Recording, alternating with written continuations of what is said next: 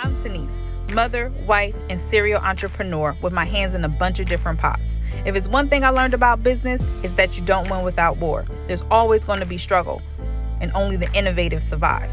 And two, you don't know what you don't know. So leveling up takes a wealth of knowledge.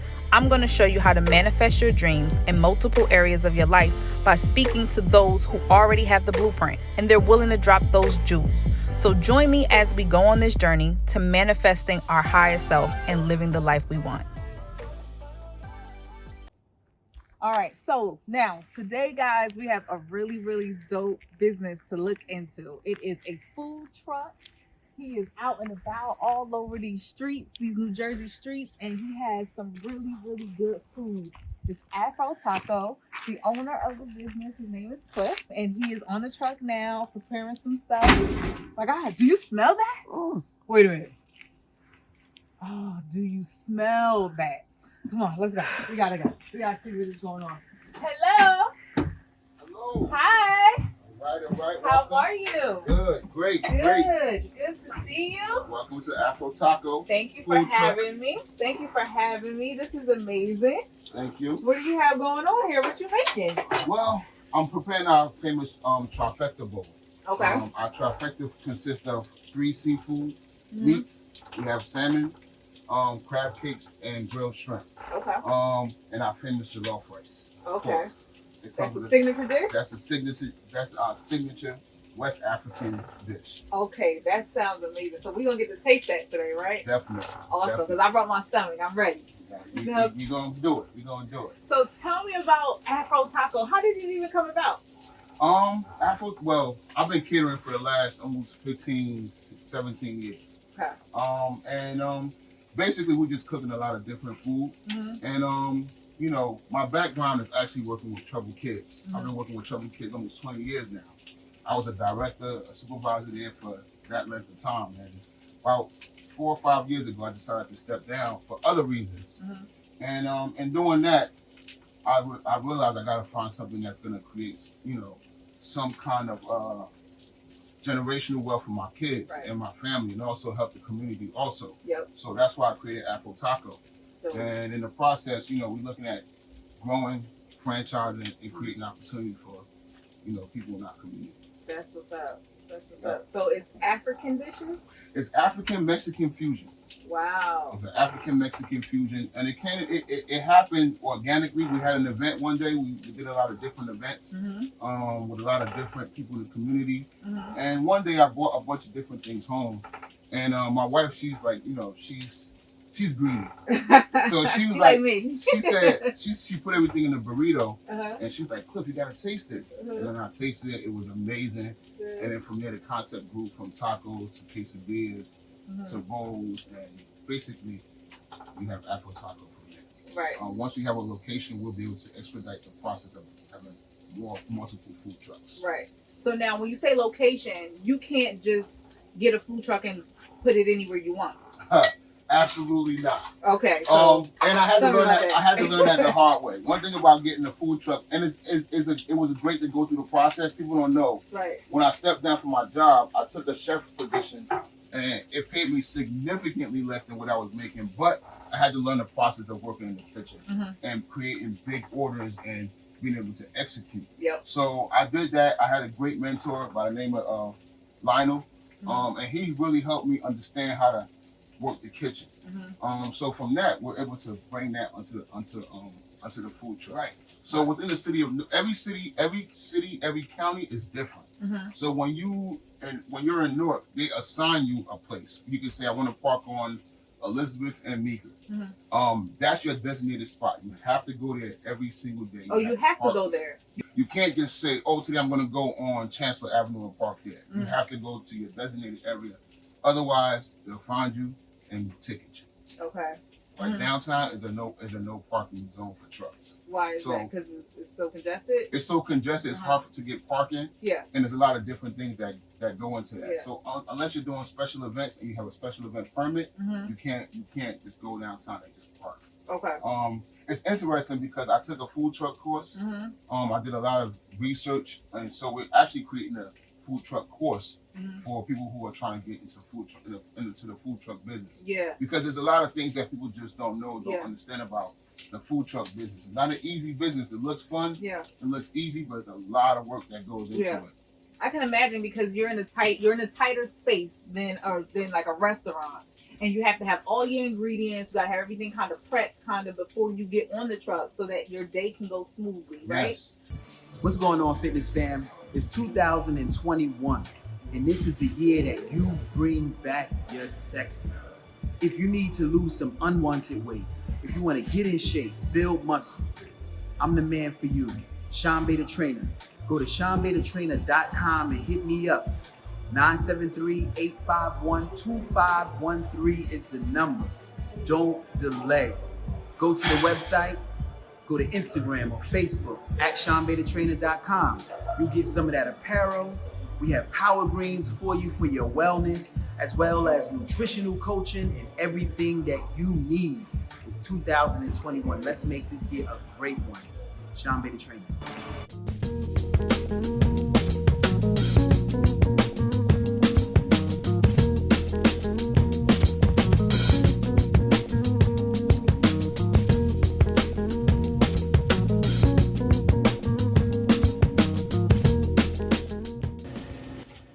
All right, so tell me about the process of getting your food truck. Like, how do you know what materials, what equipment and things like that you need for your truck?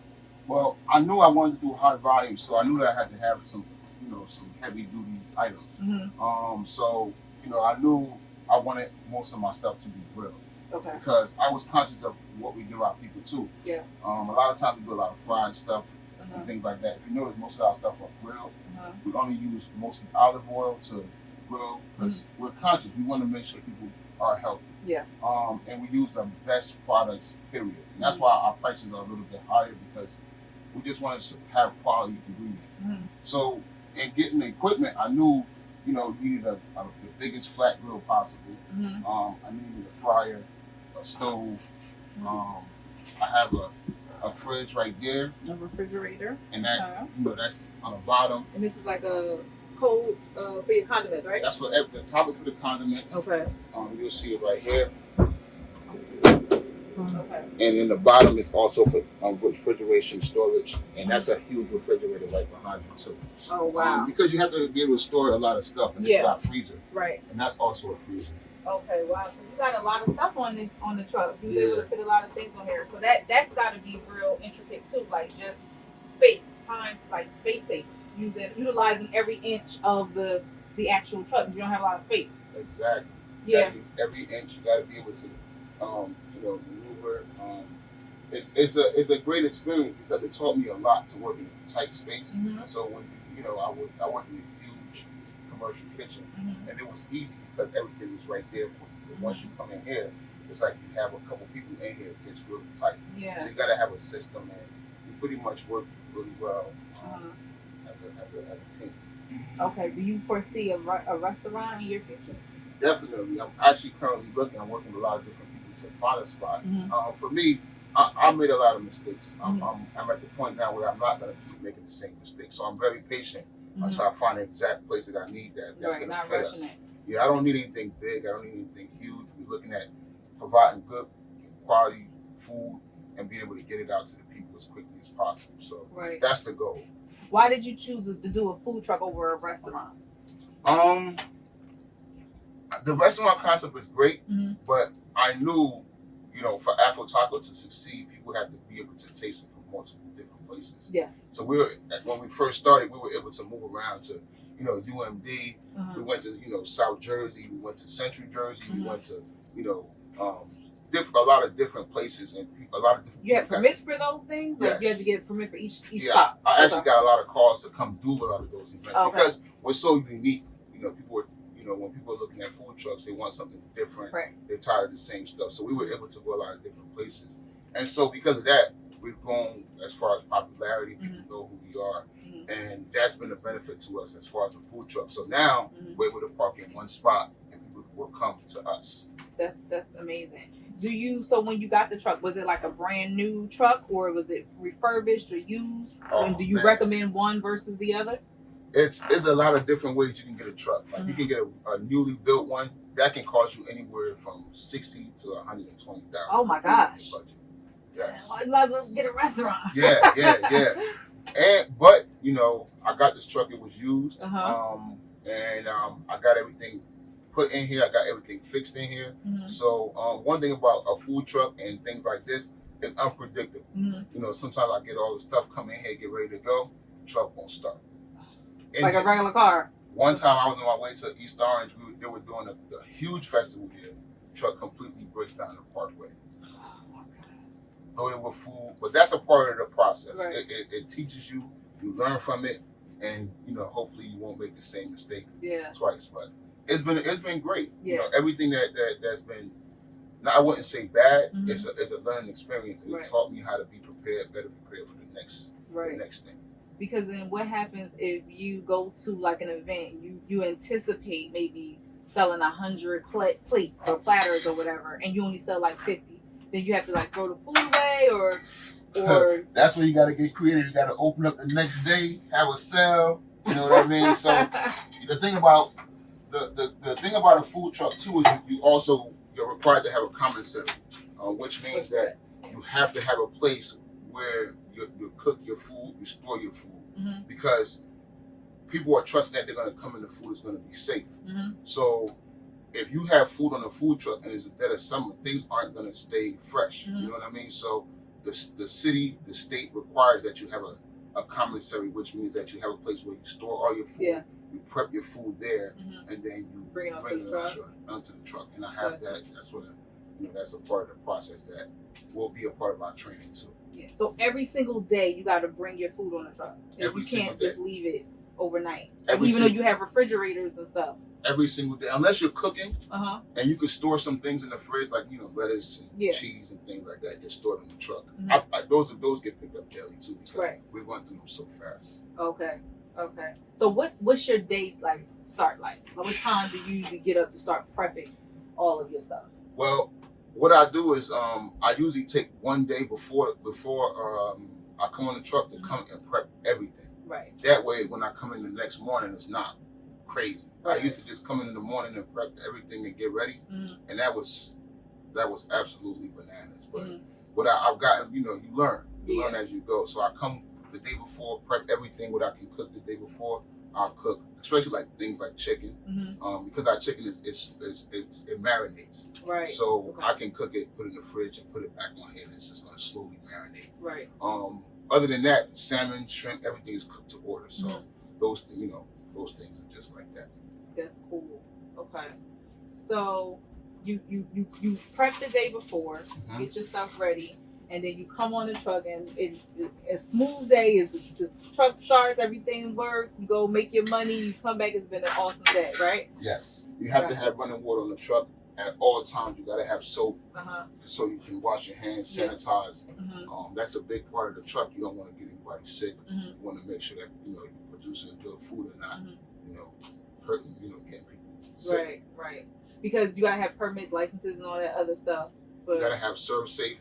ServSafe is an accreditation from the. It's just called ServSafe. Yeah. You got to have it to have a food truck. Any food business, anything like that, you have to have that. So that's a part of it that just basically shows that you know the basics of sanitizing, food contamination, and things like that. Right. Okay. And so, with the pandemic and things being shut down, what was that like for you? Did the pandemic affect you at all?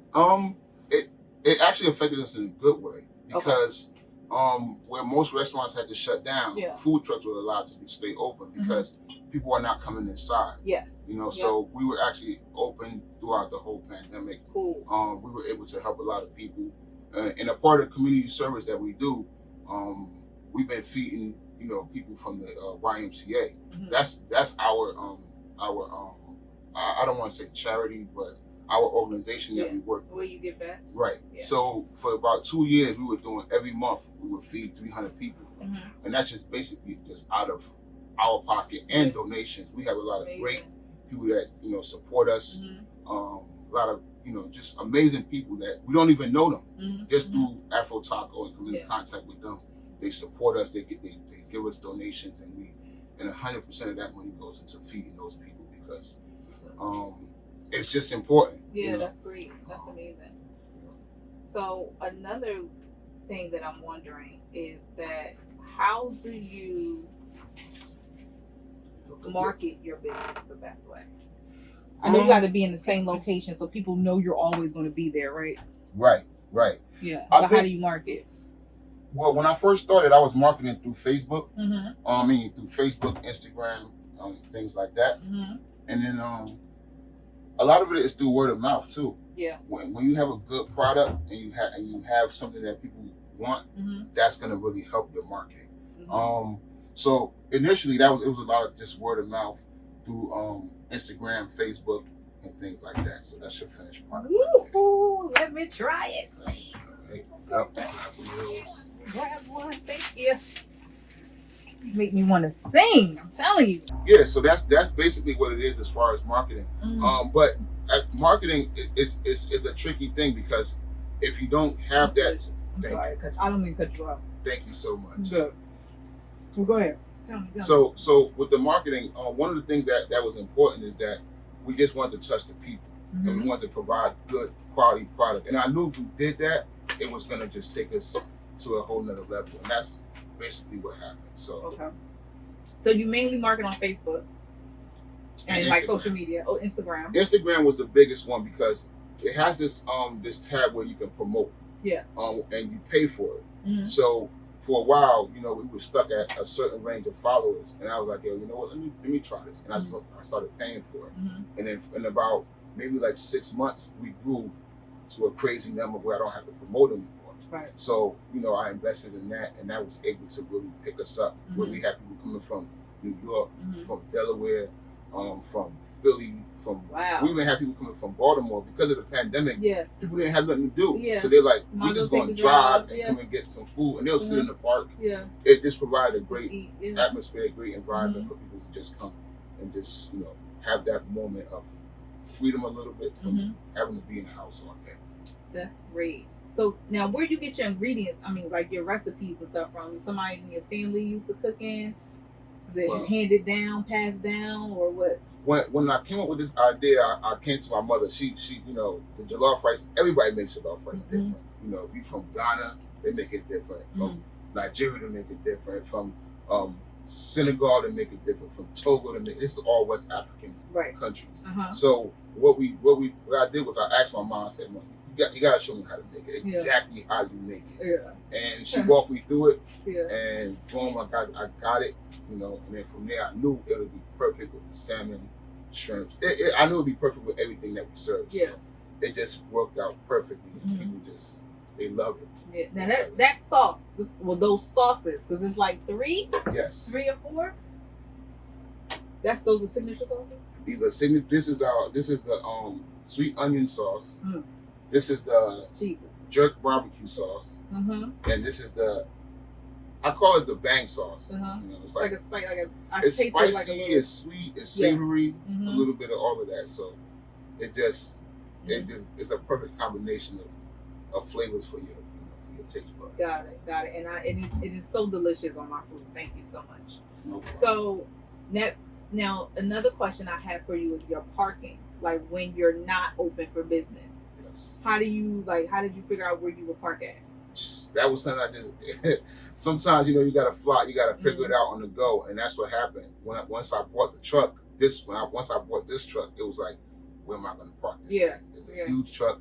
You can't park it on the street. So my mother lives right here. I just parked it in front of the house. Okay. Initially, the neighbors they didn't like it. They had some problems with it, but I spoke to them. They understand, entrepreneurship. You're trying to do something. It's temporary. Yeah. Once we get established, once we get things rolling, we're gonna get a place to park our trucks. I have the other one parked in, I think it's Carteret. So just waiting to get that outfitted, and it's crazy. It's a bigger truck. So we're gonna be able to do some amazing things. And by outfitted, you mean you're waiting to have the things put inside of it? Yes. You have to get gas lines put in, and that's a huge process because if the gas lines aren't put in correctly, you can nothing's gonna work, right? you can have a huge explosion. So yeah. Wow. we definitely want those things to be on point. Okay. We gotta get the outlets put in, the lights put in. Mm-hmm. Those are the first things that they put in, and then you go shopping for these things. Yeah. For your grill and your stove and all of that stuff. Exactly. Okay, so that's what you mean by outfitted. I get that. Okay, so now somebody who wants to get into the food truck business, what are you going to tell? What can you tell them about cash flow? Because everybody want a business. Not everybody, but a lot of people that want businesses, they have dreams and goals of what they envision for themselves. Right. But a lot of people don't always have the money to do the things that they really want to do. So that's what holds a lot of us back. Right. What, as far as cash flow, can you tell another aspiring entrepreneur who wants to do a food truck? You have to have a cash flow. You have to, because things come up so in building this truck, I had a certain budget, and then things happen where I needed another 5,000, and you need another 2,000. So it's like, what I did was I have a 403 account, and I was able to dip into that a little bit to be able to pull out. Yeah. But I would suggest people just start building up your credit, because at the time my credit wasn't so good. So if you have good credit, you're able to use credit to do all these things. You can lease this equipment, right? Or you even lease the truck. Right. Can't you lease a fully finished? You could lease a fully finished truck. Okay. But when I was doing it, I've been through so much. I didn't want to do that. I just wanted to buy the truck outright and just go from there. So I had a plan. I had an idea of what I wanted to do. So I just stuck to my script and just did it like that. But there's a lot of different ways that you can go. I would suggest you use credit, because that way, you're protected. You still have your cash to do other things as they come. So that's just the way I would suggest to do it. Would you say, is there a amount that you would definitely have 20,000, definitely have 30,000? Do you have a number in mind that you might say? To start? To start. So I got to get ingredients, I got to get all of this, I got to get equipment, lighting, everything like you said. Then you got to put gas. You put gas in like a regular car, right? This takes about $100 worth of gas every time you fill it. Every time you put. And how long does that last for? That lasts for it depends. It depends. If I go somewhere far, it's gonna last maybe 3 days. Okay. Because this is a very old truck. Most of these food trucks are old, so they burn through gas really fast. So that's a part of it. Propane. You got to consider propane. Okay. At one point, I was spending $100 a tank, and that tank lasts about a week, depending on the volume. Yeah, we did the Afro Festival. The tank lasted just that day.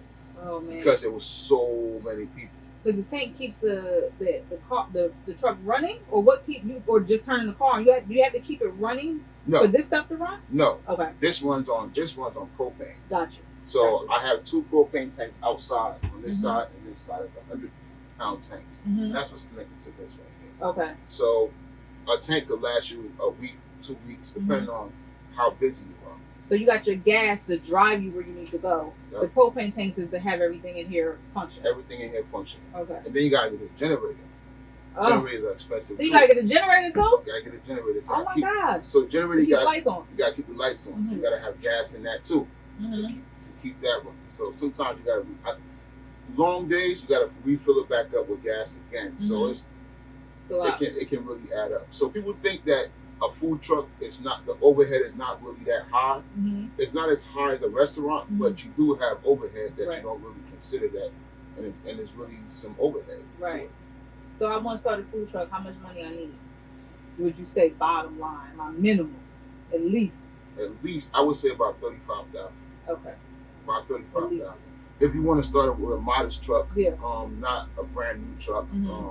And I always tell people, have a good concept. Yeah. You know what I mean? Because anybody can cook. Yeah. You know what I mean? Anybody can put things together. But if you have a good concept that's interesting, that's going to draw people, because people really want an experience. Yeah. You know what I mean? They've had rice. Yeah. They've had crab cakes. They've had salmon. Yeah. But it's the experience of coming to Afro Taco, the food, the people. Yeah. What I love about us is that when at any random time, you'll when you come to the truck, you'll run into city officials, Uh-huh. police Getting officers, food too.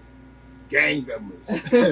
They'll be outside and they'll be having really good conversations about life. Yeah. You know what I mean? And when I see that, that just brings everything Makes back it to all- what we're makes trying sense. to do. You know what I mean? So I love it's that. just a safe zone that our people are respected, Mhm. are honored, Mhm. and are just embraced. So Wow. that's a big thing for us. Well, I love that. I appreciate you for allowing me to come on. I thank you for the food, and thank you for sharing all this information Definitely. with people who need to know this stuff, so that we can kind of start owning more food trucks around here. And that's a big thing for us. We got to be able to share within our community Yeah. and our people, and that's a big thing for me. Yeah. It's not just me acquiring this thing and just really for myself, but being able to pass things down to other people too, because there's no secret. You know what I mean? Right. We act like a lot of things that we do, we keep it all to ourselves, but we're hurting ourselves when we do that. Right. And that's what's great. I have a lot of young kids that come to the truck, that have businesses, and it's just great to see them. One of the things that we do also is I've been working with troubled kids. I said it for about 20 years. Yeah. I actually, one of the big reasons why I started this is because a lot of the African American kids, they will leave, and now you're talking about, since 20 years ago, you have kids that are 30, 35. Some of them didn't make it to that age. A lot of them are incarcerated. A lot of them are in jail. A lot of them are dead. So I still keep in contact with a lot of them. Yeah. And what they do is, they don't have jobs. They don't have anything to do, especially those first years after they leave. So what I've done is I've employed a lot of them. So when you come, you'll see young kids, young guys on the truck working. Oh, that's good. And we just try to keep them out the streets for a couple hours a day, because a lot of them are banging, a lot of them are doing stuff in the streets. Exactly. Yeah. And we teach them a lot of things on here too. So hopefully they have other options outside the streets, because it wasn't easy for us. We made it out, and so we try to reach back and bring them along too. And that's dope. So thank you so much for all of this information. I'm definitely gonna be back, because this food is the bomb. It's amazing. Thank you. So I appreciate you taking the time to talk to me today, because I know we got a lot going on, and even though we in a pandemic and all of that stuff, you're still able to thrive. I'm so happy for you, and proud of you for doing your thing. And just keep up the good work, and we'll definitely be back. Thank you. Thank you. And thank you for what you're doing too. This is dope. Thank you. I appreciate you. All right. All right.